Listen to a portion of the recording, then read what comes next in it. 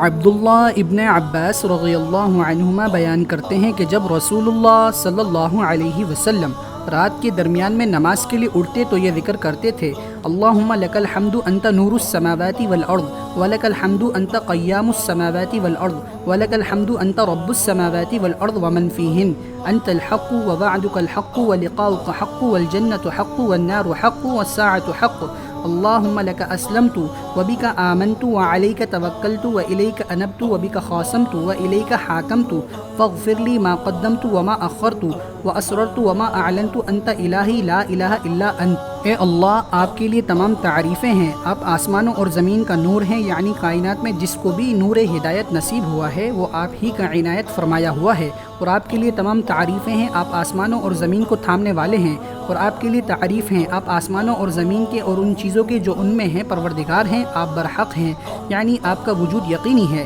اور آپ کا قیامت کا وعدہ برحق ہے، آپ سے ملنا برحق ہے، اور جنت برحق ہے، اور دوزخ برحق ہے، اور قیامت برحق ہے۔ اے اللہ، میں آپ کے سامنے سر جھکانے والا ہوں، اور میں نے آپ پر ایمان لایا، اور میں نے آپ پر بھروسہ کیا، اور میں آپ ہی کی طرف رجوع ہوتا ہوں، اور میں آپ ہی کی مدد سے دشمن سے جھگڑا کرتا ہوں، اور میں آپ ہی کی طرف فیصلے کے لیے رجوع کرتا ہوں۔ بس بخش دیں آپ میرے وہ گناہ جو میں نے پہلے کیے اور جو میں بعد میں کروں گا، اور جو میں نے چھپکے سے کیے اور جو میں نے ظاہراً کیے۔ آپ ہی میرے معبود ہیں، آپ کے علاوہ کوئی معبود نہیں۔